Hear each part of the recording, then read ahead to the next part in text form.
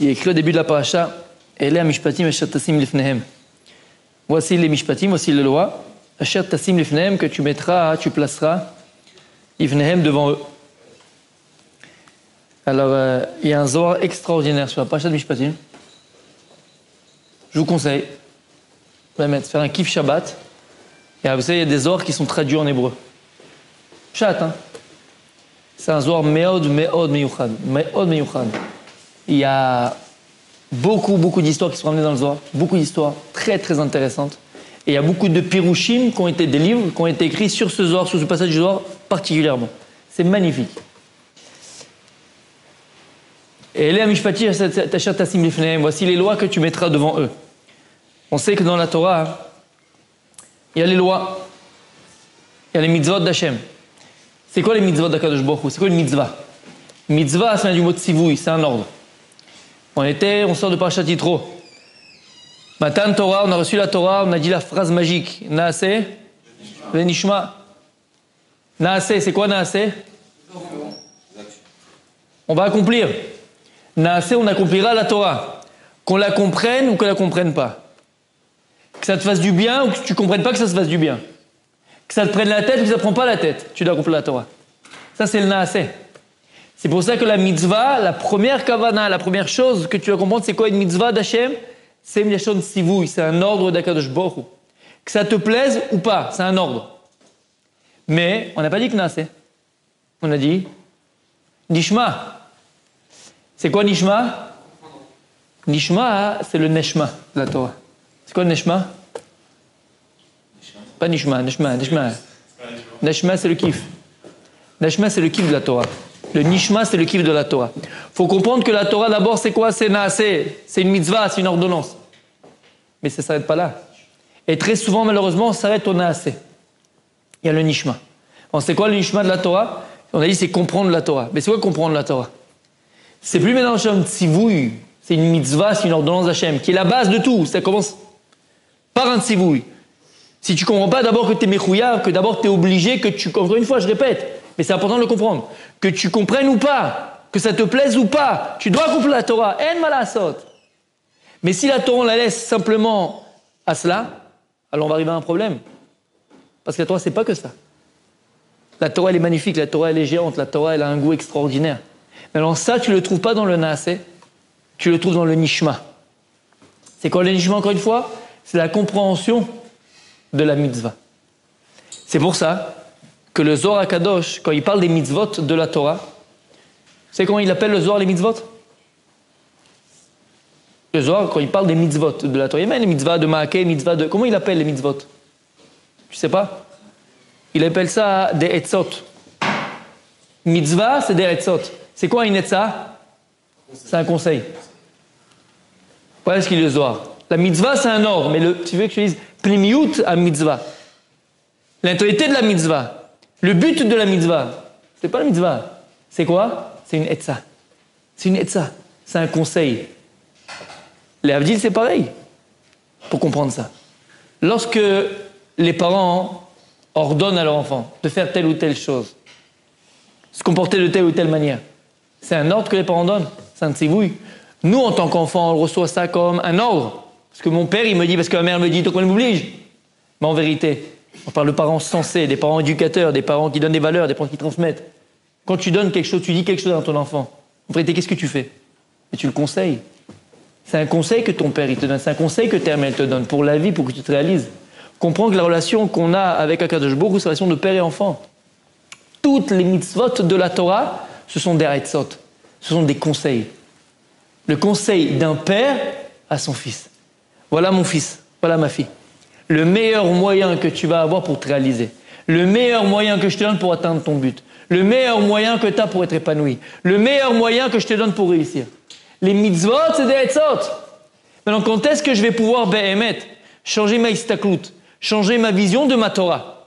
Et ne pas simplement de vivre une Torah de rigueur, une Torah de dureté, une Torah de combat, une Torah qui a à chaque fois une difficulté à surmonter, de nisyonotes et d'épreuves, où c'est difficile, où j'arrive pas, où l'Yetzer Hara il est là et j'arrive pas, d'obligation, qui est existe, comme je l'ai dit tout à l'heure, mitzvah c'est une ordonnance. Mais comment réussir à s'élever et ne pas rester simplement à ce niveau qui est tellement bas. Et de voir la Torah comme simplement un fardeau à porter, quelque chose de difficile à porter. Et la preuve, c'est que pendant les 8 mois, 9 mois, 10 mois que tu allais à Yeshiva, là tu as le look du Bachour. Mais dès que le mois d'août arrive, et tu es à Natania, là je te retrouve comme un sarcelle, le même. Avec ton petit débardeur, mais ça m'est arrivé ça.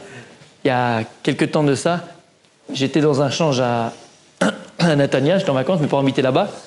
Et il y avait un type qui était devant moi, mais je ne savais pas qui c'était, il était de dos. Il était en Marseille, je vous assure que c'est vrai. Il était en Marseille, il était en maillot de bain, truc, avec les. Je ne suis pas pour juger, mais en tongs, pas en tongs, ouais, en tongs, on appelle ça. Ouais, les tongs. Les tongs, ouais. Les tongs, ouais, ça, non, mais là. Avec les tongs, voilà, avec les tongs, machin, avec le, vous savez, le bon délire là. Je ne savais pas que c'était de dos. Et quand il s'est retourné, en fait, je le connaissais, c'était un type d'avion, c'était un frère de Beïlegan. Ben, mec, que c'est vrai. J'étais choqué, j'ai dit, ah, c'est Acapulco. Comment tu te sens? Je juge pas, Chas Veshalom. Ce que je veux dire, c'est que t'es qui en fait? T'es quoi en fait? Qu'est-ce que tu fais toute l'année? C'est quand pour toi Pourim? Qu'est-ce que tu fais? Qu'est-ce que tu fais? Bah, j'étais en vacances, hein, moi aussi. Non, franchement, moi aussi j'étais en vacances. Si je vais à la plage, franchement, j'allais à la plage, je me mets en mode bain. Je suis en mode bain. Mais là, j'étais en pleine ville, quoi. Je suis en chemise, je suis en pantalon. Non, c'est sans chemise, sans pantalon. Il y a une chanson, ouais. Qu'est-ce que tu fais? Mais t'es qui? C'est pour ça que, si tu comprends c'est quoi la Torah, si tu arrives à t'attacher à Plimout ta Torah, t'es pas uniquement dans le Naaseh, t'es pas seulement dans le Tzivouï, parce que ce type-là, en vérité, je juge pas lui, je parle pour nous. C'est qu'à un moment donné, si dans ta Torah, c'est simplement un Naaseh, t'es que dans le Tzivouï, que dans l'ordonnance de la Torah, dans l'ordre, dans l'obligation, dans le joug, qu'il faut avoir. C'est Vadaï, c'est la base, comme j'ai dit. Mais tu ne vis que comme ça, à un moment donné, tu exploses. À un moment donné, t'étouffes. Et donc, tu as besoin de... Et ça, en fait, c'est la réponse qu'il m'a donnée.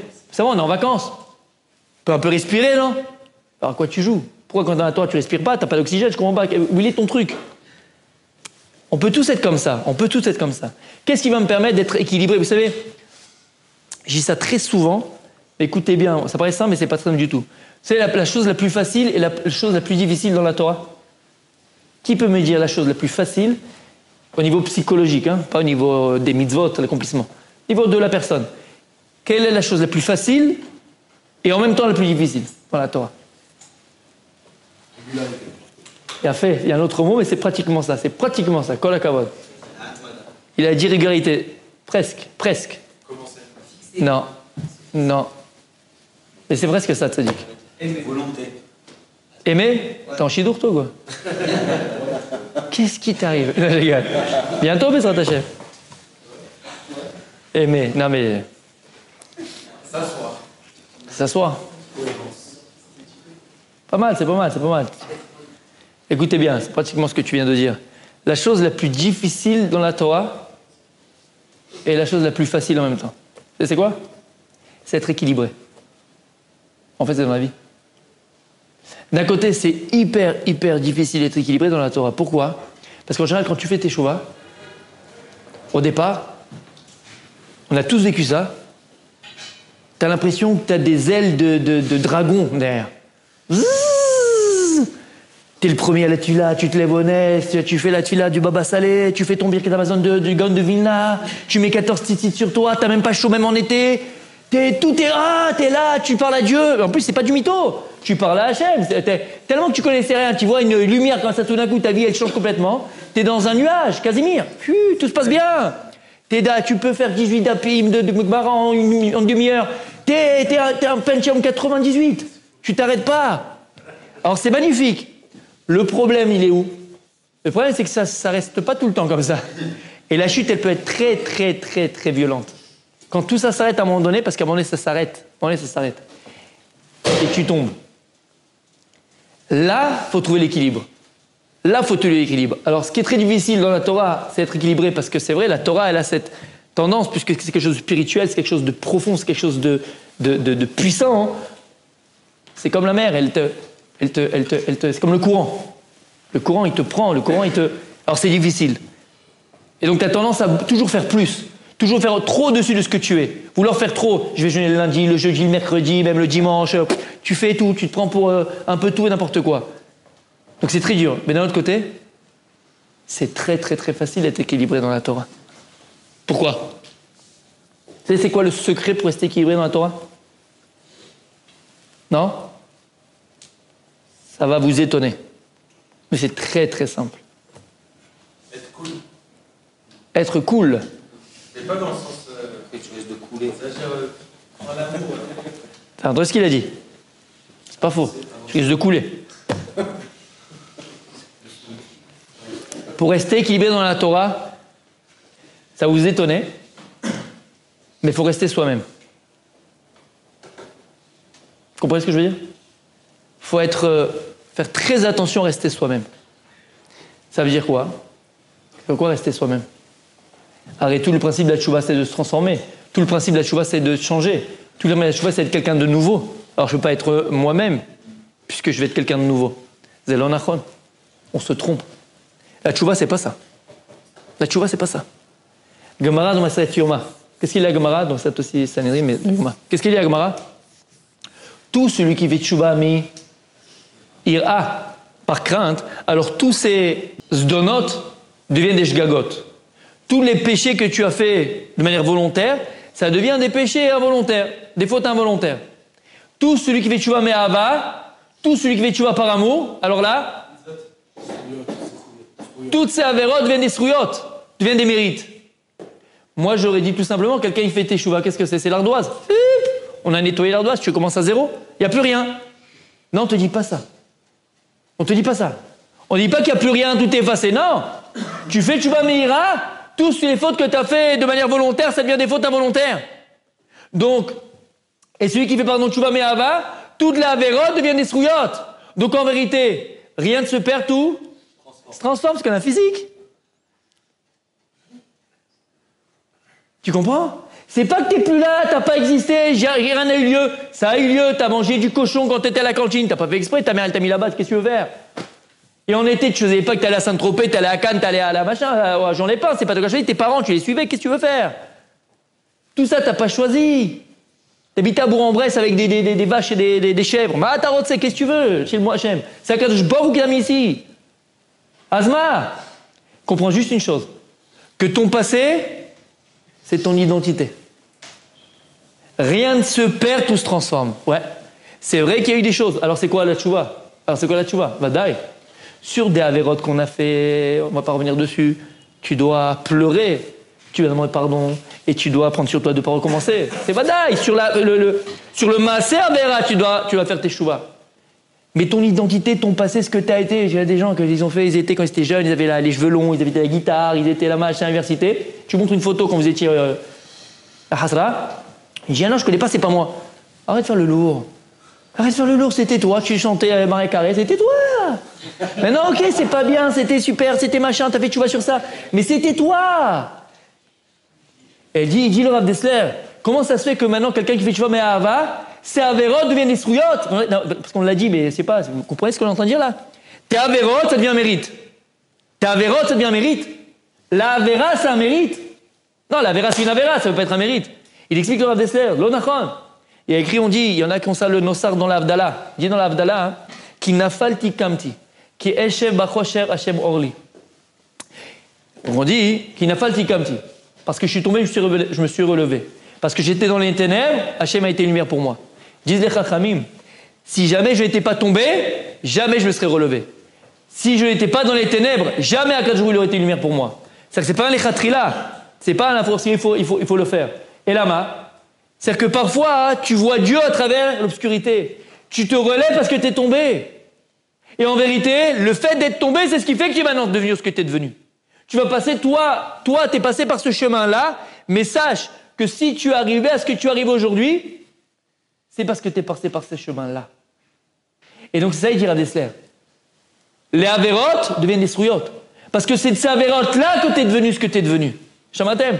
Quand on raconte la Gemara dans Masechet Avodah Zarah de Rabbi Elazar ben Dourdeya, Rabbi Elazar ben Dourdeya, vous connaissez son histoire, d'accord? Où la Gemara raconte qu'il n'a pas laissé une prostituée dans le monde. Il n'a pas laissé une seule prostituée dans le monde. Avera la plus chamoura qui est détestée par Hachem. Il a entendu qu'il y en avait une qui était très très très professionnel dans un pays étranger. Il a pris une bourse avec lui. Il a traversé 7 fleuves. On connaît tous l'histoire. Il est arrivé là-bas. Et une batte colle qui est sortie. Elle a dit, l'Omicheneg dit qu'il n'a pas de place boire la maba, qu'il n'est pas l'Omekameloto Bichouva. Ça a été un électrochoc pour lui. Qu'est-ce qu'il a fait? Il est parti. Et il s'est assis. Il a mis sa tête entre ses genoux. Il a demandé aux étoiles. Il a demandé à la lune. Il a demandé au soleil. Il a demandé de demander pitié pour lui. Ils ont dit non, on doit demander d'abord pour nous. Et à la fin, qu'est-ce qu'il a dit? La chose ne dépend que de moi. Jusqu'à qu'il a pleuré, il a demandé pardon à Hachem, Yatsa Nishmato. Sa neshama, elle est sortie, et une batte-colle céleste, une voix céleste est sortie, elle a dit, Mouzman lechaya olam, Rabbi Elazar ben Dourdeya, Mouzman lechaya olam haba. Rabbi, ils l'ont appelé Rabbi, mais il y a 5 minutes, c'était un Don Juan, un Don Juan. Il faisait les pires abominations avec toutes les femmes du monde. Tu l'appelles Rabbi? Rabbi Elazar ben Dourdeya. Comment c'est possible? Et sur ça, il a dit Rabbi Yehuda Nassi. Yesh kono lamo b'sha'a achat. Il y a une personne qui est capable, il a pleuré Rabbi. Les personnes qui sont capables d'acquérir le monde futur en un instant. En un instant. Comment c'est possible? Ben oui, Rabbi Elazar ben Dourdeya, il avait en lui ces deux potentiels. Il dit le Maharal de Prague. Il s'appelait comment? El Hazar. El Hazar. C'est qui El? C'est Akadosh Baruch Hu. Hazar, c'est quoi? Dieu est mon aide. Il avait cette force en lui, que de prier, qu'Akadosh Baruch Hu vient l'aider. Et de l'autre côté, que Ben Dourdeya. C'est quoi Dourdeya en araméen? Non. Dourdeya, c'est les psolettes du Geffen. C'est la saleté quand on fait du vin. C'est la saleté. On ne peut même pas l'utiliser. On le jette à la poubelle, c'est la saleté. Il avait ces deux notions. Il avait quelque chose de passoul en lui, mais il avait aussi El Hazar. Il a réussi à faire ressurgir le El Hazar et laisser tomber la psolette. Mais de là, qu'est-ce qu'on voit? Une personne, elle est capable de transformer son existence en un instant. Et les pires avérotes qu'il a pu commettre, on l'a appelé Rabbi, parce que c'est ce qu'il vient nous apprendre. Rien ne se perd, tout se transforme. Et si il est devenu ce qu'il est devenu, c'est parce qu'il est passé, Donc qu'est-ce qu'on voit de là? C'est que ton identité, c'est ce que tu es. Donc tu ne dois jamais faire taire ton identité. Donc le meilleur moyen d'être équilibré dans la Torah tzaddik, c'est quoi? C'est de rester soi-même. C'est-à-dire quoi? C'est quoi rester soi-même? Tu as une identité, tu as un passé, tu as une histoire, tu as des valeurs, tu as eu des parents. Ils t'ont transmis des choses extraordinaires. Ce qui n'est pas bon est pas bon, ce qui est bon, il est bon. À toi après ça de faire le tri.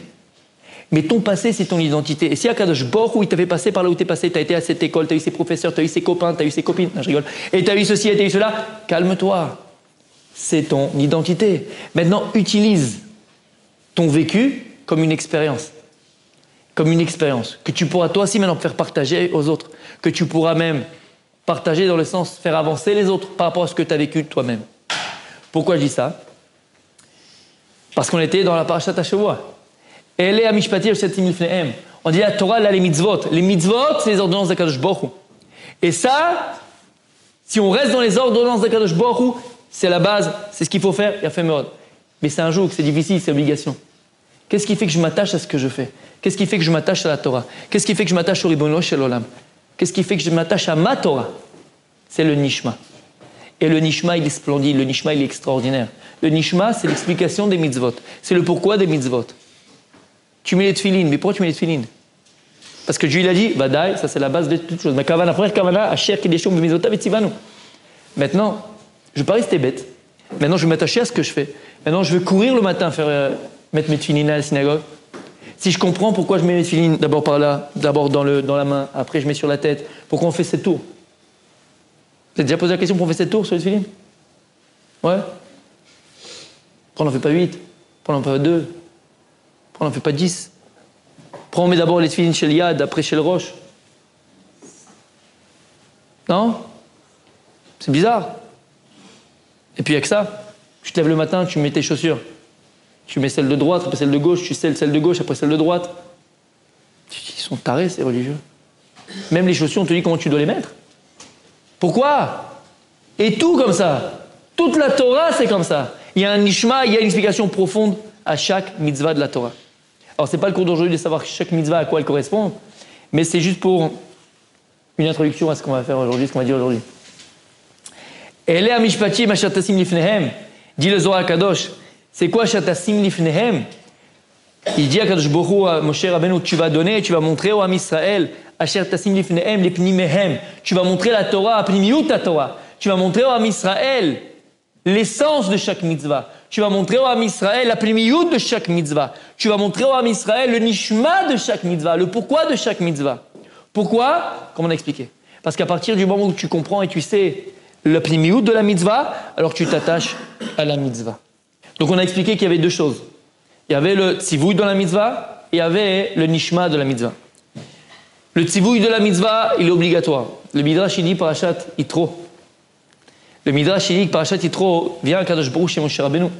Et il dit à Moshe Rabbeinu, tu vas dire maintenant à ton beau-père de rentrer à Midian. Il ne peut pas rester à Matan Torah. Et d'ailleurs, ce Midrash, il va selon le Man de Hamar, qui pense que Yitro, il est venu avant Matan Torah. Il dit le Midrash, il vient à Kadosh Baruch chez Moshe Rabbeinu. Tu vas dire à ton beau-père qu'il rentre. Qu'il rentre, il ne peut pas être à Matan Torah. Il ne peut pas. Et il dit à Kadosh Baruch, pourquoi? Celui qui a vécu l'esclavage d'Égypte, lui pourra assister à Matan Torah. Celui qui n'a pas vécu l'esclavage d'Égypte, lui ne pourra pas assister à Matan Torah. Donc Yitro, il n'a pas assisté il n'a pas vécu Galout Mitzrayim, l'esclavage d'Égypte, il doit rentrer chez lui. Il ne peut pas être Matan Torah. Et la question, elle se pose sur le Midrash. Pourquoi? Pourquoi il fallait que la personne qui ait, oui, vécu l'esclavage d'Égypte, lui va avoir le mérite de vivre Matan Torah? Oh, sinon, non. Pourquoi? Écoutez bien. Par rapport au tzivouï de la mitzvah, vient Kadosh Baruch Hu, il dit voilà, la Torah, c'est un shériboud. La Torah, c'est un assujettissement. Yitro, lui, il n'a pas vécu l'esclavage d'Égypte. Pourquoi Kadosh Baruch Hu, il a fait qu'avant Matan Torah, tout le principe même de Galout Mitzrayim, de passer par l'esclavage d'Égypte, c'est pour qu'on reçoive la Torah. Pourquoi passer par l'esclavage avant de recevoir la Torah? Il dit à Kadosh Baruch Hu, sachez une chose, vous êtes libérés d'Égypte, vous êtes sortis d'un Adon pour entrer chez un autre Adon. Vous êtes sortis d'un maître pour entrer dans un autre maître.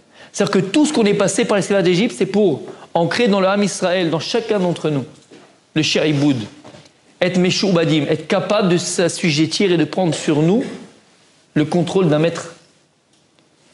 Toi, Yitro, tu n'as pas passé par Matan Torah. En vérité, à Kadosh Baruch Hu, qu'est-ce qu'il veut dire par là? C'est que pour recevoir la Torah, il faut comprendre une chose, qu'on est meshoubad. Vous savez que le plus grand espède que Dieu il a fait à un homme, c'était à qui? À Moshe Rabbeinu. Et quel espède Hachem il a fait à Moshe Rabbeinu quand il est mort? Moshe Avdi, met. Moshe, mon serviteur, il est mort. C'est tout ce que tu dis sur Moshe Rabbeinu. On dit qu'il était le plus intelligent, le plus fort, le plus grand, le plus beau. Il n'y a pas eu comme Moshe Rabbeinu. Il n'y a pas eu comme lui. Et le seul espède à Kadosh Baruch Hu que tu trouves à dire, c'est quoi? Moshe Avdi, met. Moshe, mon serviteur, il est mort. Ouais. Le plus grand toar, le plus grand adjectif qu'on peut donner à un juif de son vivant et après sa mort, c'est Liot Eved Hashem, être serviteur d'Akadosh Baruch Hu. Liot Eved Hashem. Et c'est la raison pour laquelle il dit à Kadosh Baruch Hu, qu'il n'est pas passé par l'esclavage d'Égypte, il ne peut pas être Matan Torah. Pour recevoir la Torah, il faut être capable et donc être préparé par l'esclavage d'Égypte à prendre sur soi le joug de la Torah. Être Mishoubadim, être assujetti à Kadosh Baruch Hu. D'où Parashat Mishpatim. Qui tikne Eved Ivri? Il y a écrit dans la parasha mitzvah de la parashat Mishpatim, si tu vas acheter maintenant un Eved Ivri, un serviteur juif, combien de temps il va te servir?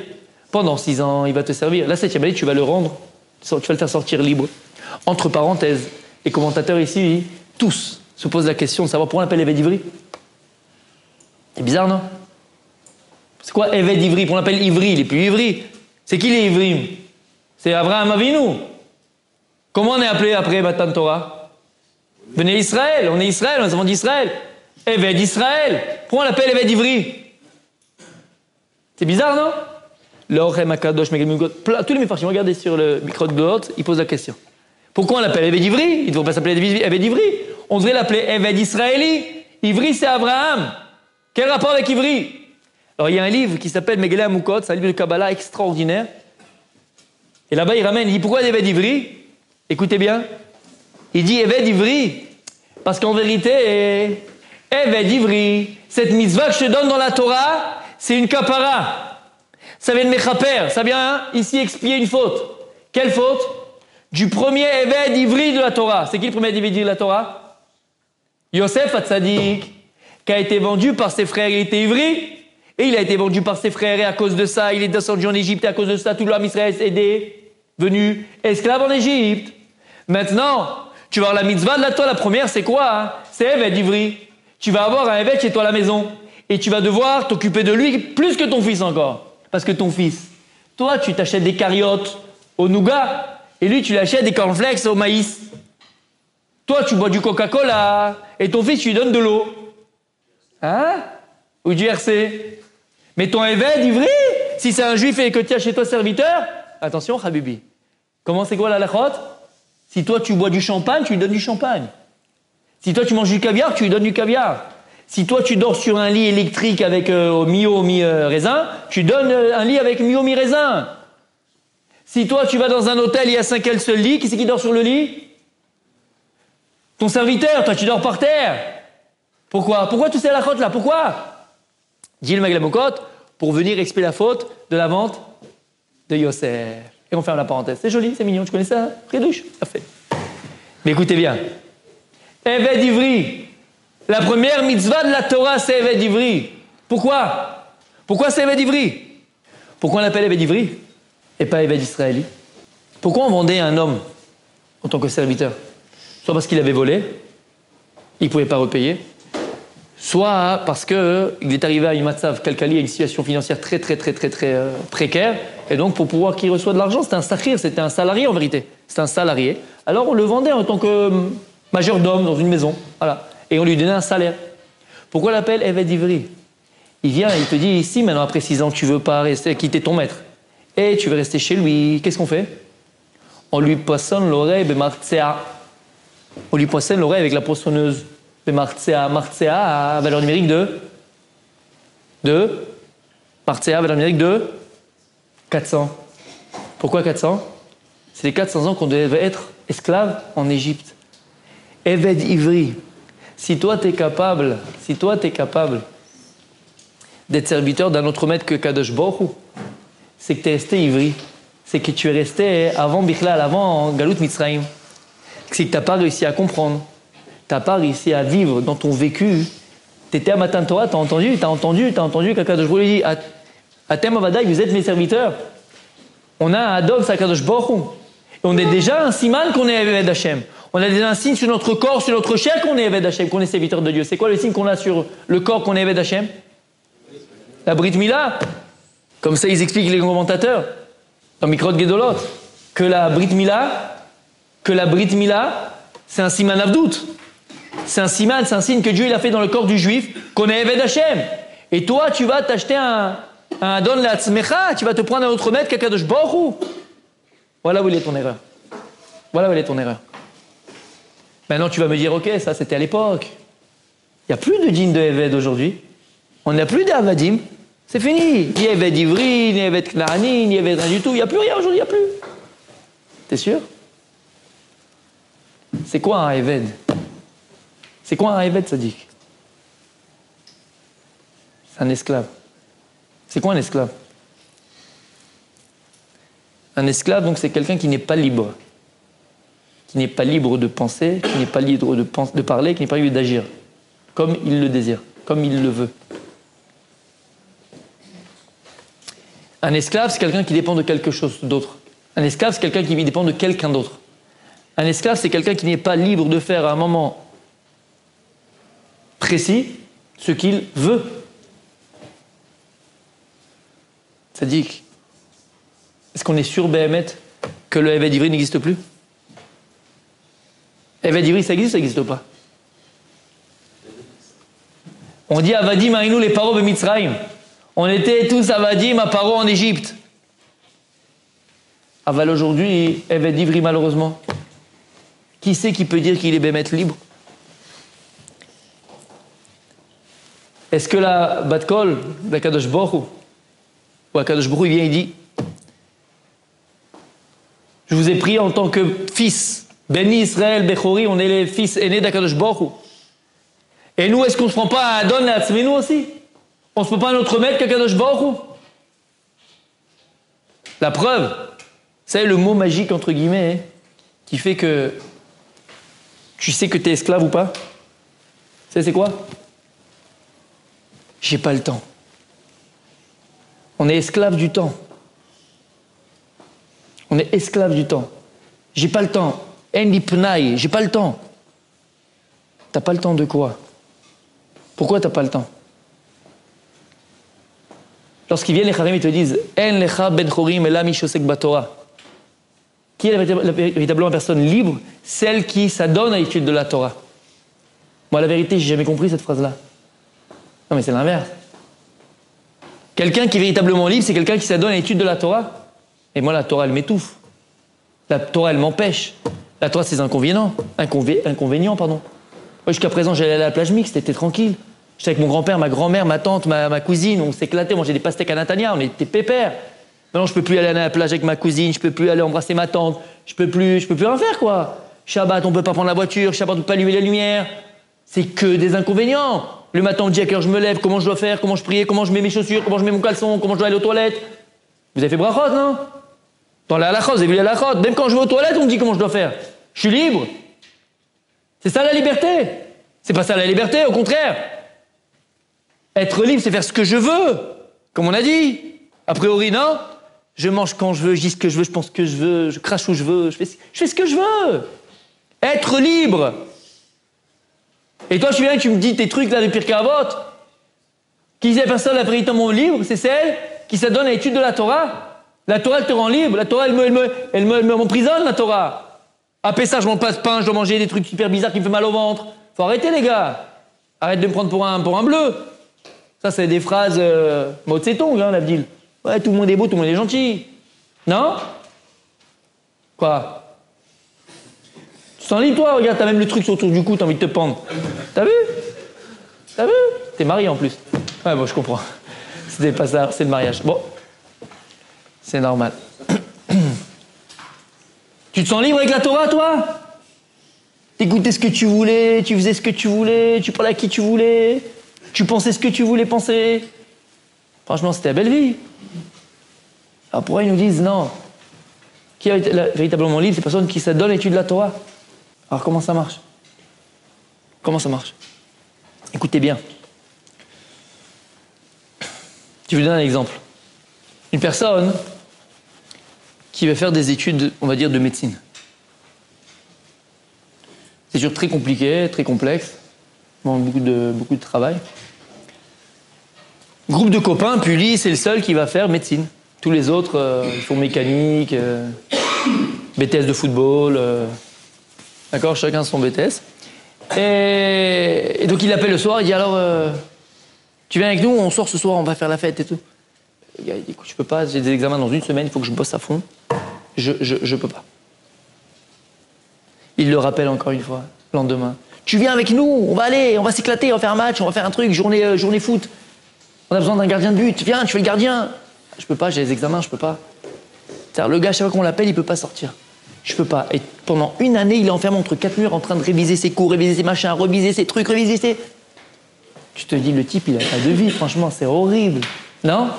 Il vit pas, il sort pas, il respire pas, c'est dur. Maintenant, en vérité, qui c'est qui est véritablement en train de vivre et qui c'est qui est en train de mourir? Qui c'est qui est en train de se construire, qui c'est qui est en train de se détruire? Écoutez bien. Détruire, c'est beaucoup plus facile que construire. Quand tu prends un building, 300 étages, et ils veulent le détruire pour faire un de 500 étages. En 3-4 jours, ils ont fini l'histoire, ils mettent de la dynamite là où ils ont réfléchi, l'histoire est jouée. Mais pour le construire, les 500 étages, combien de temps ça va prendre? 1 an. C'est bizarre. Tu vois que pour construire, c'est beaucoup plus de temps. Il faut toujours beaucoup plus de temps.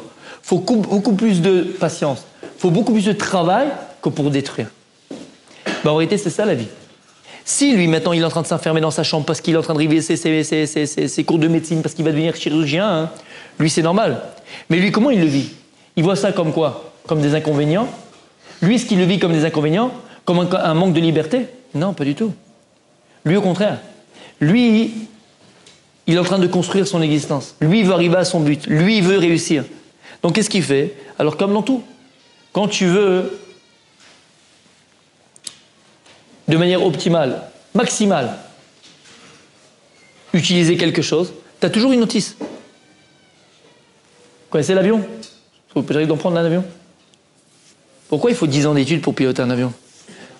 Pourquoi? Pourquoi autant de temps? L'avion, c'est une machine extraordinaire. Imagine que tu rentres dans un avion, toi, et tu veux faire le pilote 24 heures que je monte sur un Boeing. Si tu n'as pas appris avant, tu ne sais pas comment ça marche, tu ne sais pas comment ça marche un moteur, tu ne sais pas comment il marche l'avion, tu ne pourras jamais. Tu mets, ça ne sert à rien tous ces manuels-là. Ça sert à rien tous ces manuels, c'est pour sauver, peut-être s'il y a une fois, il y a des turbulences, ça va sauver les 400 passagers qui sont derrière toi. Il ne sert à rien ce manuel. Ça, tu ne peux pas faire, ça, tu peux faire, ça, tu peux faire, ça, tu peux pas faire, ça, tu peux faire. Qu'est-ce qu'on a dit tout à l'heure? C'est quoi la Torah? Ce sont des Etzot. Akadosh Baruch Hu, pour créer le monde, il a créé le monde à partir de la Torah. C'est-à-dire que la notice du monde, c'est la Torah. Si tu veux de manière optimale utiliser ton vécu, utiliser ta vie, utiliser ce potentiel que Dieu il a mis en toi, ton vécu, pour te réaliser de manière optimale, devenir Béhémet, il faut que tu utilises la notice du monde. Mais le fait que tu utilises la notice, c'est l'exemple que je te donne, une petite parenthèse, c'est un micro-ondes. Vous connaissez le micro-ondes? Parce que c'est plus terre à terre. Non? Vous connaissez le micro-ondes? Tu vas avec ta femme acheter un micro-ondes. Béhémet. Je sais pas, tu l'avais sûrement vécu. D'accord? Elle va te dire, je veux celui-là. Maintenant, celui-là fait 998 shekels. Et tu en as un autre mignon, travail, il chauffe, il est tranquille, il est le même, entre guillemets, 250 shekels. Maintenant, attends, le type, il va te le vendre. Pourquoi? Tu es celui-là, il décongèle en 3 secondes. Il te fait les gâteaux, il te fait les machins, il te fait les plats, c'est un nouveau micro-ondes, il te fait tout dedans. Magnifique, c'est vrai que c'est beau, à 900 shekels, il te fait tout. L'autre, il te réchauffe, il te fait, il te machin. Béhémet. Par expérience, je ne sais pas Rav Cohen comment c'est chez vous, mais par expérience, tu achètes celui à 900 shekels, à part l'utiliser pour le chauffer et pour refroidir, c'est tout ce que tu fais, tu n'utilises pas pour le reste. Pourquoi? Parce que qui c'est qui se prend la tête à lire la notice pour savoir comment on fait le poulet rôti dedans, comment tu fais? Elle est liée, personne ne le lit. Mais on t'a acheté un appareil de dingue à 900 shekels, mais en vérité, tu l'utilises pour son potentiel minimal, de chauffer ou pas réchauffer. À quoi ça sert?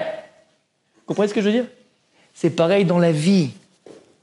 Akadosh Baruch Hu, il a mis en nous une force extraordinaire. On n'est pas un micro-ondes, les amis. On est une force nucléaire. Maintenant, pour utiliser ce potentiel extraordinaire qu'il y a en nous, Akadosh Baruch Hu, il a donné une notice. Ce sont les mitzvot de la Torah. Ces notices-là que Dieu t'a données lorsqu'il te dit ça tu peux parler, ça tu peux pas parler. Ça tu peux regarder, ça tu peux pas regarder. Ça tu peux penser, ça tu peux pas penser. Comme ça tu dois faire, comme ça tu ne dois pas faire. Akadosh Baruch Hu, il dit, c'est quoi, je vais le faire shmet. C'est quoi, je te fais shmet. Ça tu parles pas. Non, ça je veux pas que tu parles. Tu sais quoi, tu lèves le matin, je vais te faire shmet, tu mets tes chaussures comme je te dis. Mais non. Si on sait pourquoi on doit mettre les chaussures de la droite après la gauche, c'est la gauche après la droite, c'est une dans Shabbat, par rapport au tefillin qu'on met là-haut. Parce qu'il dit le Maral de Prague, il dit le Gaon de Vilna, il dit, c'est pas écrit partout, le Harizal, que le corps il est en parallèle. Il y a le haut et il y a le bas. Est-ce que symétrique, va chercher le mot, Todaraba. Il est symétrique. Et par rapport aux mains d'en haut, il y a les pieds en bas. C'est la symétrie des mains. Et c'est pour ça qu'on va dans ce sens-là quand on chausse les chaussures. C'est encore beaucoup plus fort que ça, mais juste pour qu'on comprenne. Il y a une explication à tout. Donc si Akadosh Baruch Hu t'a dit de mettre les choses comme ça, de faire comme ci, de faire comme ça, le Shabbat, comment tu prends le kos, quand tu vas te marier, comment tu fais, pourquoi on prend une tabatte? Pourquoi est-ce qu'on prend une tabatte ronde quand on se marie avec une femme? Ça fait joli. Je ne vais pas prendre triangle. Pourquoi on prend une tabatte ronde? Pourquoi elle doit être ronde, la bague? Sur la chassidoute, c'est carré. La chassidoute, elle est carrée. Mais c'est rond. Hein? Par rapport au doigt. Mais là, sur le nez, c'est à la mode. Il mettait avant sur le nez. Oui, il y a vu les tmidim qu'il a donné à Rivka. Ils faisaient les piercings à l'époque. Qu'est-ce qu'il y a? Ils n'ont rien inventé aujourd'hui, rien inventé. Peut-être pas sur le nombril, mais en tout cas sur le nez, sûrement. Pourquoi on met une bague? Tu t'es marié ou pas? Bon, c'était sympa, c'était carré, ouais. Tête au carré après. Ouais. C'était sympa, c'est joli, c'est mignon. Normalement, on doit se marier avec une femme, on doit se marier avec de l'argent. Alors, je savais qu'est-ce que ça veut dire, est-ce que ça vaut de l'argent ou pas de l'argent, d'accord? Mais on prend pas rond, pourquoi rond? Écoutez bien ce que dit le Zohar Kadosh, c'est le Zohar Kadosh qui dit ça. Pourquoi est-ce qu'on prend une bague ronde? Ça veut dire? Écoute bien. L'homme, dit le Zohar, on le voit aujourd'hui d'ailleurs, ils ont fait des expériences scientifiques sur ça, mais on s'en fout, mais en tout cas, ils ont fait des expériences scientifiques. L'homme, il a une aura. L'homme, autour de lui, il y a Or Makif, ce qu'on appelle Or Makif. Il y a une lumière céleste qui entoure l'homme, chacun de nous. Il y a une lumière céleste qui entoure l'homme. Il y a Or Makif et Or Pnimi. Il y a un Or extérieur et un Or, une lumière intérieure. Le Or Makif est beaucoup plus puissant, infini, que le Or Pnimi. Parce que le Or, la lumière intérieure, elle est enfermée dans le corps. Par contre, le Or Makif, lui, il est infini. Il peut être infini. Non, c'est quoi ce Or Makif? C'est une lumière qui entoure l'homme. Maintenant, cette lumière qui entoure l'homme, de quoi elle est nourrie? Dit le Zohar. Elle est nourrie du Limud à Torah. Lorsque tu étudies la Torah, plus tu es la Torah, plus ce Or Makif il prend une ampleur. C'est pour ça que tu dis, il y a des gens, quand je parle, il y a des gens, tu vois des Gdolim, tu peux même pas t'approcher d'eux, tu as l'impression d'être poussé en arrière, t'as même pas... Ils émanent d'eux une puissance, une force extraordinaire. C'est quoi cette aura? C'est cette force intérieure, là, c'est ce Or Makif. Et il y a Or Pnimi, qui est beaucoup plus petit. Et de quoi se nourrit ce Or Pnimi? Cette lumière intérieure des mitzvot qu'on accomplit. La Torah, que la mitzvot, comme on dit. La Torah, elle est infinie. C'est vrai que le Or Makif, la lumière extérieure, infinie, se nourrit dans l'Imut à Torah. Le Or Pnimi, des mitzvot à Torah. Écoutez bien. Dit le Zohar Kadosh, lorsque tu prends la bague, et au moment où tu vas la mettre et la placer dans le doigt de ta kala, et tu vas dire, Areat mikudushet libet tabat zoket amoshive Israël, tu vas placer la tabac dans son doigt, et d'Afka, pourquoi dans ce doigt-là? C'est pas stam. Pourquoi dans l'index? On verra. Qu'est-ce qui se passe à ce moment-là? Écoutez bien ce qu'est le Zohar. Le Or Makif de l'homme, le Or Makif, cette aura-là, cette lumière extérieure de l'homme, elle rentre dans la femme. Elle recouvre à ce moment-là la femme. Et c'est pour ça la raison, vous n'avez pas posé la question aussi? La raison pourquoi on met un talit au-dessus du khatan et de la kala. Pourquoi on met un talit? C'est bizarre, non? Il y a déjà la choupa. Qu'est-ce que ça représente ce talit qu'on met? Ce talit représente le Or Makif maintenant qui fait un de celui de l'homme et de la femme. Et le talit qu'on met d'ailleurs tous les matins à la tfila, c'est quoi ce talit qu'on met? C'est la représentation matérielle du Or Makif, de cette lumière extérieure qui est en nous. C'est pour ça que si vous allez prier avec des kabbalistes, par exemple avec notre ami, ouais, vous verrez que les kabbalistes, eux, sur leur talit, nous, comment c'est le talit chez nous?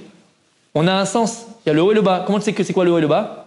Parce qu'en haut, on a une petite bande, soit une bande en argent, soit une bande en machin, d'accord, on a une bande. Les talits, regardez, les talitotes des kabbalistes, ils n'ont pas de bande, il n'y a pas de haut, il n'y a pas de bas. Parce qu'en vérité, les pia Kabbalah, le talit, il ne doit pas avoir de bande. Puisque, qu'est-ce qui représente le talit? Le Or Makif. Et le Or Makif, il n'a pas de début, il n'a pas de fin, il est infini. Donc tu ne peux pas avoir un début et une fin, tu peux avoir un haut et un bas, puisqu'il est infini. Donc les kabbalistes ne mettent pas de bande. Maintenant, pourquoi est-ce qu'on met donc ce talit au-dessus de la tête du khatan la kala? Parce qu'à partir du moment où il a mis la tabat, à ce moment-là, hop, on met le talit. C'est le Or Makif. Le Or Makif de l'homme, il va entourer celui de la femme. Et quand est-ce que le Or Pnimi, la lumière intérieure de l'homme, va pénétrer celle de la femme? Ça, c'est au moment du ichud, de la relation sexuelle avec sa femme, où il fait la mitzvah à ce moment-là.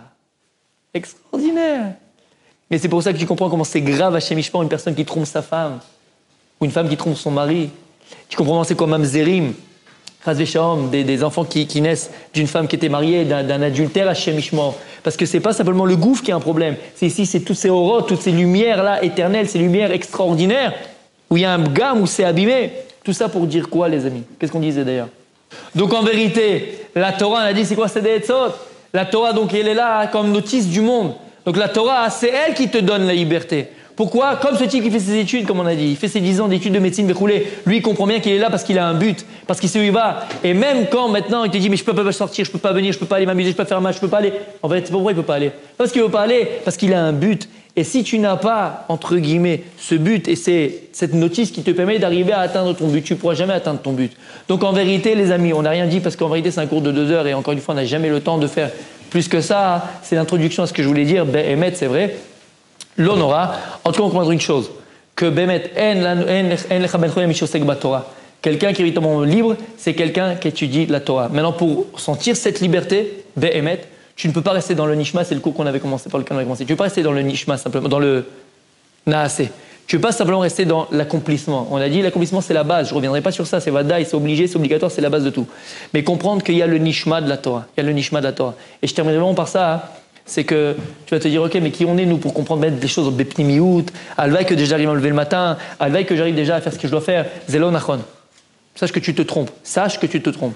Parce que dans notre génération, à nous, c'est vrai qu'il y a 100 ans, 200 ans, 300 ans, 400 ans, au temps de Rabbi Shimon Yochai aussi, on enseignait la Kabbalah, on enseignait le Pimut Torah, on enseignait la Chassidut, tout cela c'est Pimut Torah, que Yichidei Sgula, que à des gens qui étaient mamash à part, des gens qui étaient mamash érudits, véchoulés, Aval, le Ben Ishraï, le Harizal, Atzmo, ont dévoilé à leur génération qu'on est à la génération Yigvita de Meshicha, on est à la génération de la venue du Mashiach, et aujourd'hui, comme on dit dans le Moussaf de Shabbat. Hen ga'alti etrem acharit kereshit. Hen ga'alti etrem. La même manière que je vous ai délivré Réchit d'Égypte, c'est les prémices en Égypte, je vous délivrerai à la fin des temps. La deuxième Géoula, celle qu'on attend, Bekarov Mamash, elle sera comme à la fin des temps. Comment elle s'est passée la Géoula de Mitzraïm? Vous savez comment on est sorti d'Égypte? On est arrivé au 49 degré de Touma. Comment c'est possible? 49 degrés d'impureté. On était très très très loin d'Hachem. Qu'est-ce qu'il a fait à Kadosh Baruch Hu? Vous savez comment il nous a fait sortir comme un aimant? Il s'est dévoilé à nous tout d'un coup. Paf! On a eu une vision de Dieu. Hachem, il nous a fait sortir, comment? Avec le Da'at. Ça a été la libération du Da'at. On a vu Dieu en un instant, on a compris tout en un instant. Mais il nous a fait sortir, on était comme un bébé, comme on dit pendant le Homer. On était dans le sang, comme le ventre, qu'on sort d'un bébé du ventre de la maman, dans le sang de notre mère, dans l'accouchement. On est revenu un bébé, un stade de bébé. Mais pour te faire sortir, il fallait connaître Dieu, parce que c'est ça la Géoula. La Géoula, c'est la Géoula de la conscience. Quand est-ce qu'on est libéré, Béhémet? Quand est-ce qu'on est libéré de tous ces assujettissements? Quand est-ce que tu vas te libérer de ton portable? Quand est-ce que tu vas te libérer de tes séries? Quand est-ce que tu vas te libérer des femmes? Quand est-ce que tu vas te libérer de tous tes côtés pervers? Quand est-ce que tu vas te libérer de tout ça? Quand? Par ton date, par ta conscience. Il y a écrit que lorsque Yaakov Avinu, il est sorti par Shad Vayetse, il était sur la route, il y a écrit Vayetse Yaakov Be'ershav Vayelech Harana, Vayivga Bamakom, Vayelen Sham Kiba Shemesh, Vayikach Me'avnei Amakom, Vayasem Ira Shotav. Il va dormir là-bas, il va prendre des pierres et mettre autour de sa tête. Il dit mais Farshim, pourquoi il a mis des pierres autour de sa tête, Yaakov Avinu? Pourquoi? Qu'est-ce qu'il a fait? Il avait peur des bêtes sauvages. Yaakov Avinu. Il a mis juste des pierres autour de sa tête. Pourquoi? Parce qu'il avait peur qu'il y ait un lion, un ours qui vienne le manger. Magnifique. L'ours il va venir, le lion va venir, il va voir qu'autour de ta tête tu as des pierres, donc il va pas bouffer tes pieds quoi. Super. Ben, c'est ça qui est écrit. C'est ça qui est écrit. Parce qu'il avait peur des bêtes féroces. Alors certains ils disent non, c'est Ishtadlout. Non mais c'est pas Ishtadlout bête. On parle de Noavot. Écoutez bien, c'est magnifique. Yaakov Avinu va aller travailler à Haran, il savait qu'il allait travailler chez Lavan. Il va être assujetti à Lavan pendant 22 ans. 7 ans pour Rachel, 7 ans pour Rivka, pour Léa, 7 ans. Il va travailler, il va être assujetti, il n'aurait pas de liberté à lui. Yaakov, il a peur d'être assujetti. Il a peur de perdre sa liberté. Il a peur de ça. Parce qu'à partir du moment où tu n'es plus libre, tu n'es plus un homme, qu'est-ce qu'il va faire? Il va dire, ok, mon corps, je vais y travailler avec. Je vais assujettir mon corps au travail. Mais je vais protéger au moins ma tête. C'est quoi protéger sa tête? C'est protéger sa conscience. Tant que ta tête, elle est libre, tant que ta conscience, elle est libre, tu comprends, tu réfléchis, tu analyses avant d'agir, alors tu es quelqu'un de libre. À partir du moment où tu agis sans réfléchir, sans analyser, sans juger, instinctif, par tes pulsions, alors là, c'est que tu es esclave des choses qui te dirigent. J'ai risqué d'être libre dans la Torah.